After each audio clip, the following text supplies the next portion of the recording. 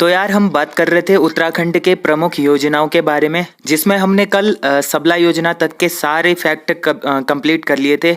यहाँ तक की सारी योजनाएं कंप्लीट कर ली थी। अब जो आगे को हमारा पार्ट 2 होगा उसमें हम बात करेंगे मुख्यमंत्री आंचल अमृत योजना। अब देखिए इस योजना में होता क्या है। जो मुख्यमंत्री आंचल अमृत योजना है, इसकी शुरुआत होती है 7 मार्च 2019 को। इसके तहत क्या हुआ था कि 20,000 आंगनबाड़ी केंद्रों में पढ़ने वाले बच्चों को सप्ताह में 2 दिन में 100-100 मिलीलीटर दूध दिया जाएगा। मतलब जो आंगनबाड़ी केंद्रों में पढ़ने वाले छोटे बच्चे होंगे, उनको सप्ताह के 2 दिनों में क्या मिलेगा, 100-100 मिलीलीटर दूध दिया जाएगा। इस पहल के तहत 2.5 लाख बच्चों को उचित पोषण मिलेगा। अगला है मुख्यमंत्री महिला उद्यमिता प्रोत्साहन योजना। अब इस योजना में क्या होता है ये देखते हैं। तो देखिए इस योजना की शुरुआत कब हुई थी, 15 अगस्त 2019 ईस्वी में होती है। ठीक है, 15 अगस्त 2019 ईस्वी में मुख्यमंत्री महिला उद्यमिता प्रोत्साहन योजना की शुरुआत होती है। इस योजना के तहत क्या हुआ था कि सरकार ने 1 साल के भीतर महिलाओं के लिए 5100 पहाड़ी शैली की दुकानें, जिसको कियोस्क भी बोला जाता है, इसकी तैयारी करी थी। ठीक है, 1 साल के भीतर महिलाओं के लिए 5100 पहाड़ी शैली की जो दुकानें होती हैं, जिनको कियोस्क कहा जाता है, इनकी तैयारी की थी। और सरकार के अनुसार इसके तहत 20,000 महिलाओं को लाभ मिलेगा। जो दुकानें विभिन्न पर्यटन क्षेत्रों में होंगी, मतलब जितने भी पर्यटन क्षेत्र हैं उत्तराखंड में, इन्हीं क्षेत्रों में ये दुकानें होंगी, जिनमें 20,000 से ज्यादा महिलाओं को क्या मिलेगा, लाभ मिलेगा। ठीक है, ये था मुख्यमंत्री महिला उद्यमिता प्रोत्साहन योजना। ठीक है, इसके बाद आता है रोजगार एवं पेंशन संबंधी कुछ योजनाएं हैं, जैसे तीलू रौतेली पेंशन योजना है। इसके अंतर्गत क्या होता है, पहले तो बात करते हैं इसकी स्थापना की। तो 1 अप्रैल 2014 के तहत ये जो योजना थी ये लागू किया गया था।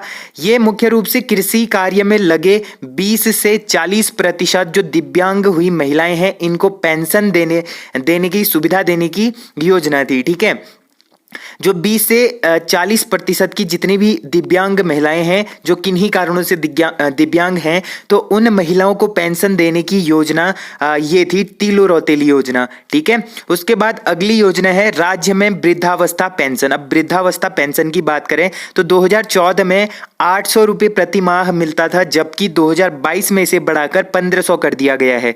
तो देखिए जो वृद्धावस्था पेंशन होती है, जो 60 से अधिक उम्र के जो वृद्ध होते हैं, उनको 800 रुपये प्रति माह के दर से पेंशन मिलता था, लेकिन 2022 में इसको क्या कर दिया है, बढ़ाकर 1500 रुपये कर दिया गया है।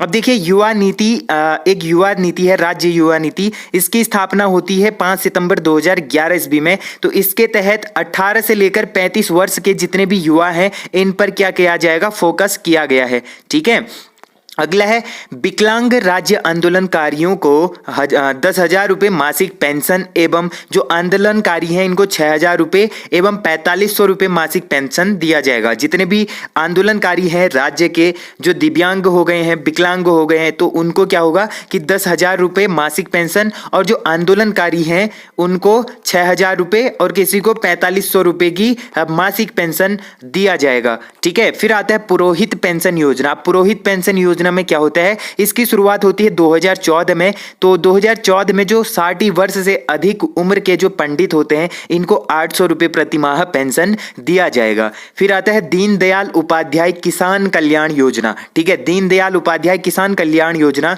इसकी शुरुआत होती है 9 नवंबर 2017 को। ठीक है, 9 नवंबर 2017 को इसकी स्थापना होती है, इसकी शुरुआत होती है। तो इस योजना के तहत किसानों को 2% ब्याज दर पर 1 लाख रुपए तक का लोन दिया जाएगा। ठीक है, जो दीनदयाल उपाध्याय किसान कल्याण योजना है, इसके तहत क्या होगा, जितने भी जैसे किसान हैं, इनको 2%, केवल 2% का इंटरेस्ट लगेगा, मतलब ब्याज लगेगा, और 1 लाख रुपए तक का क्या मिलेगा, इनको ब्याज मिलेगा इस योजना के तहत। ठीक है, 26 अप्रैल 2001 को राज्य की पर्यटन नीति की घोषणा की गई। तो राज्य की जो पर्यटन नीति है, इसकी घोषणा कब हुई थी, 26 अप्रैल 2001 ईस्वी में हुई थी। तो इस नीति, ये योजना के तहत, पर्यटन नीति की योजना के तहत क्या होगा कि इसकी जो जो पर्यटन नीति है इसकी जो मंजूरी मिली थी वो मिली थी 28 सितंबर 2018 ईस्वी में। ठीक है, 2001 ईस्वी में तो राज्य पर्यटन नीति की घोषणा की गई, लेकिन इसको मंजूरी मिली थी 2018 ईस्वी में। अब देखिए 14 फरवरी 2018 को स्टार्टअप नीति 2018 को मंजूरी मिली। ठीक है, 14 फरवरी 2018 को जो स्टार्टअप नीति थी इसको मंजूरी मिली थी। ठीक है, अगला है मुख्यमंत्री सौर स्वरोजगार योजना। अब देखिए जो मुख्यमंत्री त्रिवेंद्र सिंह रावत थे उस टाइम पे तत्कालीन मुख्यमंत्री, उन्होंने क्या किया कि 8 अक्टूबर 2020 ईस्वी में, जिसके तहत युवा उद्यमी 25 किलोवाट सोलर विद्युत प्लांट स्थापित कर लाभ कमा सकता है। ये था मुख्यमंत्री सौर स्वरोजगार योजना, जिसके तहत जितने भी युवा है वो क्या कर सकते हैं, 25 किलोवाट तक के सोलर विद्युत प्लांट स्थापित करके लाभ कमा सकते हैं। ठीक है, फिर आता है मुख्यमंत्री स्वरोजगार योजना 2020। ठीक है, अब ये ऊपर वाला था सौर स्वरोजगार योजना, लेकिन ये सिंपल है स्वरोजगार योजना 2020। अब देखिए 2000 इसकी शुरुआत होती है 28 मई 2020 में। इस योजना के तहत प्रवासी उत्तराखंडियों को स्वरोजगार के प्रति प्रोत्साहित करना है। इसके बाद आता है उत्तराखंड सरकार ने 13 मई 2020 को होप पोर्टल लॉन्च किया, जो बेरोजगार युवाओं को रोजगार दिलाने के लिए लॉन्च किया गया था। इसका full form helping out people everywhere है। अब देखिए ये काफ़ी इंपॉर्टेंट क्वेश्चन है। रिसेंटली जो 12 फरवरी को एग्जाम हुआ था पटवारी का, उसमें पूछा गया क्वेश्चन था कि जो उत्तराखंड सरकार है इसमें जो युवा बेरोजगार हैं इनके लिए कौन सा पोर्टल लॉन्च करा था। तो ये था हमारा होप पोर्टल, उसमें दिया था आशा करके एक ऑप्शन था। ठीक है, आशा होप एक ही चीज है, तो ये काफी इंपॉर्टेंट है। तो जितने भी क्वेश्चंस मैं आपको करा रहा हूँ ये काफी इंपॉर्टेंट है। ठीक है, तो देखिए उत्तराखंड सरकार ने 13 मई 2020, अब ये भी आपको याद रखना कि 13 मई 2020 ईस्वी को क्या किया था, होप पोर्टल लॉन्च किया था, जो युवा बेरोजगार होते हैं उनको रोजगार दिलाने के लिए था ये। ठीक है, अगला है होम स्टे योजना। अब होम स्टे योजना क्या है, होम स्टे योजना की शुरुआत होती है 2018 ईस्वी में। यह योजना पर्यटकों को आकर्षित करने के लिए एवं पर्यटन क्षेत्र में रोजगार बढ़ाने के लिए राज्य सरकार द्वारा चलाई गई है। ठीक है, होम स्टे के तहत पहाड़ों में पर्यटकों को स्वच्छ आवासीय रहने की सुविधा उपलब्ध कराई जाएगी। ये इस योजना का मुख्य उद्देश्य था। ठीक है, फिर आता है उत्तराखंड किसान पेंशन योजना। अब देखिए कुछ ही टाइम पहले किसान पेंशन योजना की शुरुआत हुई है। अब देखिए 60 वर्ष से अधिक उम्र के जितने भी किसान हैं जिनके पास 2 हेक्टेयर तक की भूमि हो, उन्हें सरकार से 1000 रुपये प्रति माह पेंशन मिलेगा। जो किसान पेंशन है ये 1000 रुपये प्रति माह मिलेगा। ठीक है, फिर है पेंशन सुविधा स्वयं की भूमि पर खेती करने वाले किसानों को ही दी जाएगी। जो किसान खुद की भूमि पर खेती करते हैं उन्हीं को मिलेगा, जिनके पास खेत है ही नहीं उनको नहीं मिलेगा। इसकी घोषणा 2014 को ही हो गई थी। ठीक है, फिर आता है जाइका परियोजना। अब जाइका परियोजना के अंतर्गत क्या आता है कि राज्य सरकार व जापान की एक कंपनी है जाइका, इसके बीच में 2014 ईस्वी में 807 करोड़ का अनुबंध हुआ था। फिर आता है जाइका परियोजना के तहत वन पंचायतों के माध्यम से वनों के संरक्षण, चारा विकास, महिला स्वरोजगार, ग्रामीण आजीविका को बढ़ावा दिया जाएगा। फिर है जाइका में 2020 तक 250 वन पंचायतों को जोड़ने का लक्ष्य है। 2022 तक क्या होगा, 250 वन पंचायतों को इसमें जोड़ने का लक्ष्य है। अगला है वीर चंद्र सिंह गढ़वाली पर्यटन स्वरोजगार योजना। जो वीर चंद्र सिंह गढ़वाली हैं इनके पर्यटन स्वरोजगार योजना की शुरुआत हुई थी 1 जून 2002 ईस्वी में। ठीक है, उसके बाद आता है स्थानीय लोगों को पर्यटन की गतिविधियों से जोड़ने के लिए विभाग बैंकों के माध्यम से ऋण उपलब्ध कराता है। तो इसका यही उद्देश्य था कि जो स्थानीय लोग होते हैं जो पर्यटन की गतिविधियों से जुड़ने के लिए पर्यटन विभाग बैंक होते हैं, इनके माध्यम से ये लोन ले सकते हैं, ऋण उपलब्ध करा सकते हैं। ठीक है, फिर है अटल खाद्यान्न योजना। अभी इस योजना की शुरुआत होती है 11 फरवरी 2011 ईस्वी में। ठीक है, 11 फरवरी 2011 ईस्वी में अटल खाद्यान्न योजना की शुरुआत होती है। इस योजना के तहत क्या होता है कि जो बीपीएल परिवार होते हैं इनके तहत 2 रुपये प्रति किलोग्राम की दर से गेहूं और 3 रुपये प्रति किलोग्राम की दर से चावल दिया जाता है। अब आपको पता होगा जितने भी बीपीएल वाले होते हैं, बिलो पॉवर्टी लाइन वाले, उनको 2 रुपये प्रति किलो के हिसाब से गेहूं मिलता है, 3 रुपये प्रति किलो की हिसाब से क्या मिलता है, चावल दिया जाता है। यह है अटल खाद्यान्न योजना का यह है अटल खाद्यान्न योजना का मुख्य उद्देश्य। इसकी शुरुआत 11 फरवरी 2011 को हो गई थी। ठीक है, फिर आता है राज्य में शिक्षा संबंधी योजनाएं। अब कुछ शिक्षा संबंधी योजनाएं हैं जिनमें पहला है शिखर परियोजना। अब शिखर परियोजना क्या है? शिखर परियोजना के अंतर्गत जितने भी महाविद्यालय हैं इनमें रोजगार परक IT शिक्षा उपलब्ध कराई जाएगी। फिर आता है आरोही परियोजना। इसकी शुरुआत होती है मई 2002। इसके तहत क्या होता है कि माइक्रोसॉफ्ट व इंटेल के सहयोग से अध्यापकों व विद्यार्थियों को कंप्यूटर प्रशिक्षण देना है। ठीक है, फिर आता है देवभूमि मुस्कान योजना। अब देवभूमि मुस्कान योजना 2009 के तहत खनन कार्यों से जुड़े मजदूरों के बच्चों को उत्कृष्ट शिक्षा प्रदान करना है। फिर आता है स्कूल चलो अभियान। अब 2001 में शुरू किया गया था स्कूल चलो अभियान। इसके तहत 6 से 14 वर्ष के जितने भी बच्चे होते हैं इनको स्कूलों में 100% नामांकन एवं ठहराव कराना है। इस योजना का मुख्य उद्देश्य सभी को शिक्षा एवं सभी को ज्ञान देना है एवं 2010 तक शिक्षा कक्षा 1 से लेकर 8 तक की शिक्षा सार्वजनिक कराना है।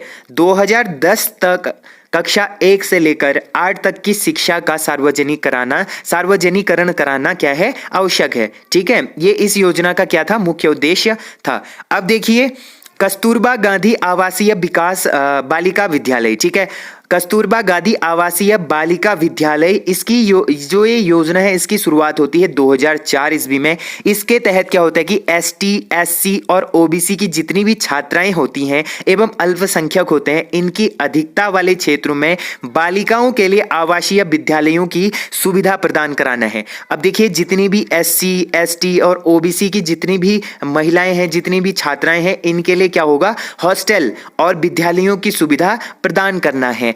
फिर आता है राजकीय आदर्श विद्यालय। अब राजकीय आदर्श विद्यालय के तहत जितने भी SC बच्चों को अंग्रेजी माध्यम स्कूल के तर्ज पर कक्षा 1 से लेकर 12 तक की शिक्षा प्रदान करनी है। ठीक है, फिर आता है दीक्षा प्रोग्राम का संबंध भी किससे है? शिक्षा से है। ठीक है, शिक्षा से संबंध है दीक्षा प्रोग्राम।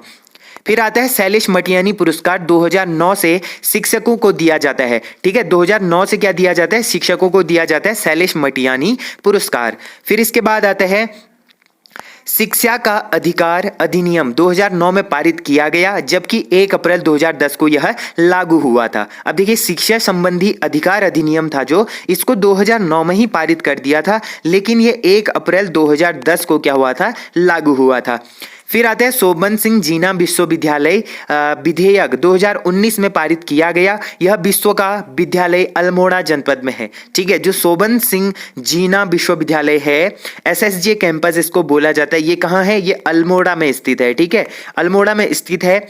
इसका जो विद्यालय विधेयक पारित हुआ 2019 में ये विधेयक पारित हुआ था और यह विश्वविद्यालय अल्मोड़ा में है। ठीक है, इसके बाद आता है देश को जानो योजना। अब देखिए देश को जानो योजना के अंतर्गत क्या चीजें आती हैं? देश को जानो योजना की शुरुआत मुख्यमंत्री त्रिवेंद्र सिंह रावत ने 15 अगस्त 2019 में किया था। इसके तहत उत्तराखंड बोर्ड की 10वीं परीक्षा में टॉप 25 बच्चों को भारत भ्रमण करवाया जाएगा। यह एक तरह का शैक्षणिक भ्रमण होगा। अब देखिए जो तत्कालीन मुख्यमंत्री थे 2019 में त्रिवेंद्र सिंह रावत, इन्होंने क्या किया? 15 अगस्त 2019 को उत्तराखंड बोर्ड जो UK बोर्ड होता है गवर्नमेंट स्कूल से, तो इस 10th बोर्ड में जो बच्चे, ठीक है, उत्तराखंड बोर्ड से 10th में जो बच्चे टॉप करते हैं, ठीक है, टॉप 25 जो बच्चे होंगे इनको पूरे भारत में भ्रमण करवाया जाएगा जो एक तरह का क्या होगा? शैक्षणिक भ्रमण होगा। इसके बाद आता है मुख्यमंत्री प्रतिभा प्रोत्साहन योजना। ठीक है, इस योजना का क्या मुख्य उद्देश्य है? देखिए मुख्यमंत्री प्रतिभा प्रोत्साहन योजना की शुरुआत होती है 15 अगस्त 2019 ईस्वी में और इसके तहत सरकार जो है प्रोफेशनल कोर्सेज के टॉप 25 टॉपर्स को 50% स्कॉलरशिप प्रदान करेगी। अब देखिए जो तत्कालीन मुख्यमंत्री थे त्रिवेंद्र सिंह रावत, इन्होंने 2019 में यह योजना शुरू की थी जितने भी जो मतलब प्रोफेशनल कोर्सेज होते हैं, प्रोफेशनल कोर्सेज में जो टॉप 25 छात्र होंगे इनको क्या मिलेगा, 50% का स्कॉलरशिप प्राप्त होगा। ठीक है, उसके बाद आता है राज्य में पर्यटक स्थल को थीम के आधार पर विकसित करने के लिए 13 डिस्ट्रिक्ट 13 डेस्टिनेशन योजना का शुभारंभ 2018 ईस्वी में किया गया था। अब देखिए, राज्य को पर्यटन स्थल की थीम के आधार पर विकसित करने के लिए जितने भी 13 डिस्ट्रिक्ट हैं इनको 13 डेस्टिनेशन योजना का शुभारंभ किया गया था। अगला है राज्य में विज्ञान संबंधी योजनाएं। अब देखिए, देहरादून में झाझरा में विज्ञान धाम या साइंस सिटी का विकास किया गया। जो देहरादून का झाझरा क्षेत्र है इसमें विज्ञान धाम या साइंस सिटी का विकास किया गया है। उत्तराखंड अंतरिक्ष उपयोग केंद्र की स्थापना 21 सितंबर 2005 को स्वायत्त शासी संस्था के रूप में देहरादून में किया गया था। ठीक है, उत्तराखंड अंतरिक्ष उपयोग केंद्र की स्थापना कब हुई थी, 21 सितंबर 2005 ईस्वी में हुई थी। देहरादून में जो स्वायत्त शासी संस्था है इसके रूप में किया गया था।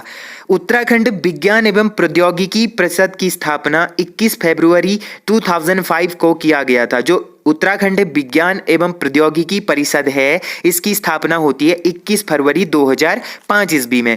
फिर आता है उत्तराखंड में विज्ञान शिक्षा व अनुसंधान केंद्र, इसकी स्थापना होती है 2 फरवरी 2006 ईस्वी में। फिर देखिए, सोलर सिटी का विकास कहाँ किया जा रहा है, देहरादून में किया जा रहा है। ये भी काफी इंपॉर्टेंट है। अब इससे इंपॉर्टेंट क्वेश्चन ये है, देखिए नैनीताल के पटवा डांगर में जैव प्रौद्योगिकी अनुसंधान संस्थान की स्थापना की जा रही है। नैनीताल को जो पटवांडा नगर है, पटवांडा नगर में जैव प्रौद्योगिकी अनुसंधान संस्थान की स्थापना की जा रही है। ठीक है, ये भी काफी इंपॉर्टेंट है। पंडित दीनदयाल उपाध्याय विज्ञान ग्राम संकुल परियोजना की शुरुआत 22 सितंबर 2017 ईस्वी में हुई थी। अब इसके बाद आता है ई गवर्नेंस सुविधा। ठीक है, ई गवर्नेंस सुविधा क्या होती है, सरकारी कामकाजों में शीघ्रता लाने व सरकार के कार्यक्रमों को जनता तक पहुंचाने के लिए सूचना प्रौद्योगिकी का प्रयोग ई गवर्नेंस कहलाता है। ई गवर्नेंस क्या कहलाता है, जितने भी सरकारी कामकाज होते हैं इनमें तेजी से कार्य करने के लिए, शीघ्रता लाने के लिए, सरकार के कार्यक्रमों को जनता तक पहुंचाने के लिए जो सूचना प्रौद्योगिकी का प्रयोग होता है इसी को ई गवर्नेंस कहते हैं। फिर आता है, राज्य सरकार ने 2001 ईस्वी में ई गवर्नेंस वर्ष घोषित किया। राज्य सरकार ने क्या किया, 2001 ईस्वी को ई गवर्नेंस वर्ष घोषित किया। राज्य में भू अभिलेखों के लिए देवभूमि नामक सॉफ्टवेयर तैयार किया गया है। जितने भी भू अभिलेख होते हैं इनके लिए देवभूमि नामक एक सॉफ्टवेयर तैयार किया गया है। ठीक है, फिर आता है स्वान। अब ये स्वान नेटवर्क के तहत राज्य के सभी तहसीलों को जोड़ा गया है। जो स्वान नेटवर्क है SWAN, इसके तहत क्या होगा कि राज्य के जितने भी तहसील हैं, इन तहसील, कितने तहसील हैं उत्तराखंड में, अभी 110 तहसीलें हैं और 95 क्या है, ब्लॉक हैं। ये भी आपको याद करना है, 95 ब्लॉक और 110 तहसीलें हैं। अब ये सारे 110 तहसीलों को जोड़ने के लिए SWAN नेटवर्क का क्या किया गया है, शुरुआत किया गया है। ठीक है, फिर आता है सरकारी विभागों की सूचनाएं प्राप्त करने के लिए उत्तरा नामक पोर्टल बनाया गया। जो उत्तरा नामक पोर्टल है इसको बनाया गया है सरकारी विभागों की सूचनाएं प्राप्त करने के लिए। फिर आता है ई गवर्नेंस के तहत ई डिस्ट्रिक्ट योजना 2009 में पौड़ी से शुरू की गई। इसके तहत सूचना प्रौद्योगिकी के माध्यम से सरकारी सेवा जन जन तक पहुंचाना है। फिर है 2021 में उत्तराखंड सरकार ने अपनी सरकार नामक पोर्टल लॉन्च किया जिसमें ई डिस्ट्रिक्ट की सारी सुविधा उपलब्ध कराई जाएगी। अब देखिए, एक अपनी सरकार करके इन्होंने ई गवर्नेंस की एक पोर्टल लॉन्च की है 2021 ईस्वी में। ठीक है, 2021 ईस्वी में। अब जो ये अपनी सरकार है इसके तहत आप 50 से ज़्यादा इसमें अपने डॉक्यूमेंट्स बना सकते हैं। ठीक है, अपनी सरकार पोर्टल में आप जैसे ही लॉगिन करते हैं उसमें आपको, अगर आप CSC वाले हैं तो CSC से आप लॉगिन कर सकते हैं। अगर आप इंडिविजुअली लॉगिन करना चाहते हैं उसमें अपना लॉगिन करने के बाद आपको ID बना लेनी होगी। फिर उसमें बहुत सारी विभाग होते हैं, राजस्व विभाग है, ऐसे तरीके से। अब आपको जो भी सर्टिफिकेट बनाना है, एज हिल सर्टिफिकेट, पर्वतीय प्रमाण पत्र आपको बनाना है, या फिर जाति प्रमाण पत्र बनाना है जैसे ST SC OBC प्रमाण पत्र होता है जो। फिर उसके बाद चरित्र प्रमाण पत्र है, या फिर स्थायी निवास प्रमाण पत्र है। आपको कोई भी डॉक्यूमेंट जो पहले आपको साइबर से या फिर कोई सीएससी सेंटर से आपको बनाने पड़ते थे, अब आप खुद ही अपनी सरकार पोर्टल से इनको बना सकते हैं। ठीक है, मैं खुद इसका यूज करता हूं, मैं अपने सारे डॉक्यूमेंट्स अपनी सरकार पोर्टल से ही बनाता हूं। तो आप भी इसको ट्राई करना और इस जितनी भी चीजें इसमें है उसको सीख लेना। ठीक है, ये काफी काम आएगा आपके। फिर आता है इसके बाद जनाधार ई सेवा के तहत राज्य के तहसीलों में निवास, हैसियत, चरित्र व जाति प्रमाण पत्र सुगमता से प्रदान कराना था, जिसका पूरा नाम पंडित दीनदयाल उपाध्याय जनाधार ई सेवा है। ठीक है, फिर इसके बाद आता है राज्य में पर्यावरण संबंधी योजनाएं। अब देखिए एनवायरनमेंट संबंधी कुछ इससे रिलेटेड कुछ योजनाएं और हैं, इनको देखते हैं। पहला है राज्य में चाल खाल योजना का संबंध जल संचयन से है। अब आएगा चाल खाल योजना का संबंध किस योजना से है, किससे है, तो ऑप्शन में आएगा जल संचयन, तो आपको इसमें टिक कर देना है। फिर आएगा उत्तराखंड राज्य जल नीति 2019 में मंजूरी दी गई। अब आएगा क्वेश्चन उत्तराखंड राज्य जल नीति को कब मंजूरी दी गई, तो 2019 में आपको क्या कर देना है, चेक कर देना है। फिर है हिमालय दर्शन योजना। हिमालय दर्शन योजना की शुरुआत होती है फरवरी 2015 ईस्वी में। ठीक है, इस योजना के माध्यम से हेलीकॉप्टर के माध्यम से हिमालय श्रृंखला का दर्शन कराया जाएगा। ठीक है, हिमालय श्रृंखला का दर्शन कराया जाएगा हेलीकॉप्टर के माध्यम से। फिर है पर्यावरण सुरक्षा को बढ़ाने के लिए 2015 में मेरा पेड़ मेरा धन योजना का शुभारंभ किया गया था। ठीक है, मेरा पेड़ मेरा धन योजना की शुरुआत की गई थी पर्यावरण सुरक्षा को बढ़ाने के लिए 2015 ईस्वी में। ठीक है, फिर आता है निर्मल भारत अभियान। निर्मल भारत अभियान के तहत 2000 ईस्वी में ये लागू होता है। इसके तहत राज्य में शौचालयों का निर्माण कराना था। ठीक है, फिर आता है पर्यावरण मित्र योजना। इसकी शुरुआत होती है 11 मार्च 2006 ईस्वी में श्रीनगर में हरक सिंह रावत द्वारा किया गया था। इस योजना की शुरुआत करी थी हरक सिंह रावत ने। ठीक है, हरक सिंह रावत ने श्रीनगर पौड़ी में इसकी क्या की थी, शुरुआत की थी। ठीक है, फिर आता है 4 नवंबर 2008 को गंगा नदी को राष्ट्रीय नदी घोषित किया गया। अब ये काफी इंपॉर्टेंट क्वेश्चन है, 4 नवंबर 2008 ईस्वी को गंगा नदी को क्या किया गया, पूरे हमारे देश की राष्ट्रीय नदी घोषित किया गया। अब आता है स्पर्श गंगा अभियान। अब देखिए स्पर्श गंगा अभियान की शुरुआत होती है 17 दिसंबर 2009 ईस्वी में। ये होता है गढ़वाल विश्वविद्यालय के छात्रों द्वारा शुरू किया गया था। इसकी ब्रांड एम्बेसडर हेमा मालिनी को बनाया गया है। अब जो स्पर्श गंगा अभियान है ये 17 नवंबर 2009 ईस्वी को लागू हुआ था, शुरुआत हुई थी इसकी। जो गढ़वाल विश्वविद्यालय के छात्र थे इन्होंने ये अभियान शुरू किया था और इसके ब्रांड एम्बेसडर किसको बनाए गए हैं, ये बनाए गए हैं एक अभिनेत्री है जो हेमा मालिनी, इनको बनाया गया है। ठीक है, अगला है राज्य में प्रतिवर्ष 17 दिसंबर को गंगा स्वच्छता दिवस मनाया जाता है। अब ये भी क्वेश्चन पूछ सकता है कि गंगा स्वच्छता दिवस कब मनाया जाता है हमारे राज्य में, तो ये मनाते हैं 17 दिसंबर को, क्योंकि इसी दिन क्या हुआ था, स्पर्श गंगा अभियान की शुरुआत हुई थी 2009 ईस्वी में। अब देखिए राज्य सरकार पर्यावरण के क्षेत्र में गणरत्न सम्मान, सीसीआई ग्रीन अवार्ड एवं हिमालयन एनवायरनमेंट अवार्ड देती है। अब ये 3 अवार्ड किस क्षेत्र में देती है, पर्यावरण के क्षेत्र में देती है। पर्यावरण सुरक्षा में उल्लेखनीय कार्य के लिए राज्य सरकार ने पीताम्बर दत्त राष्ट्रीय पर्यावरण फेलोशिप देती है। ठीक है, पर्यावरण सुरक्षा के उल्लेखनीय कार्यों के लिए राज्य सरकार क्या देती है, पीताम्बर पत्र राष्ट्रीय पर्यावरण फेलोशिप देती है। इसके बाद आता है नमामि गंगे योजना। ये भी काफी इंपॉर्टेंट है, आप मान के चलो ये भी क्वेश्चन में एग्जाम में क्वेश्चन पूछा जाता है। नमामि गंगे योजना की शुरुआत होती है 7 जुलाई 2016 ईस्वी में। ठीक है, 7 जुलाई 2016 ईस्वी में नमामि गंगे योजना की शुरुआत होती है। ऋषिकुल मैदान हरिद्वार में इसकी शुरुआत होती है। नमामि गंगे योजना के तहत भागीरथी, अलकनंदा, गंगा व मंदाकिनी नदियों को शामिल किया गया है। अब नमामि गंगे में कितनी नदियों को शामिल किया गया है, ऐसा भी पूछा जा सकता है। तो इसमें मुख्य रूप से 4 नदियां शामिल है, भागीरथी, अलकनंदा, गंगा व मंदाकिनी नदी। नमामि गंगे योजना के तहत ऋषिकेश व देहरादून में जैव विविधता पार्क भी बनाए जाएंगे। अब क्या बनाए जाएंगे, इस योजना के तहत ऋषिकेश व देहरादून में जैव विविधता पार्क भी बनाए जाएंगे। तो ये थे गाइज आज के कुछ इंपॉर्टेंट टॉपिक्स जिसमें हमने बात करी उत्तराखंड के प्रमुख योजनाओं के बारे में। ये हमारा दूसरा सेट था। पहले सेट में हम आधे योजनाओं को कंप्लीट कर चुके थे, दूसरे में हमने पूरे कंप्लीट कर दिए हैं। इनसे बाहर बहुत ही कम पूछता है, ज़्यादातर क्वेश्चन से इन्हीं में से पूछेगा जो मैंने आपको कराया है। तो ये काफ़ी इंपॉर्टेंट रहने वाला है आगामी एग्जाम कनिष्ठ सहायक को 5 मार्च और 9 अप्रैल को फॉरेस्ट गार्ड के लिए। तो होप करता हूँ आप लोगों को ये वीडियो पसंद आई होगी। अगर वीडियो पसंद आई तो वीडियो को मेक श्योर लाइक जरूर करना, और जो लोग चैनल से नए जुड़े हैं चैनल को जरूर सब्सक्राइब कर देना। मिलते हैं ऐसे ही इंटरेस्टिंग वीडियो में, तब तक के लिए take care and bye bye.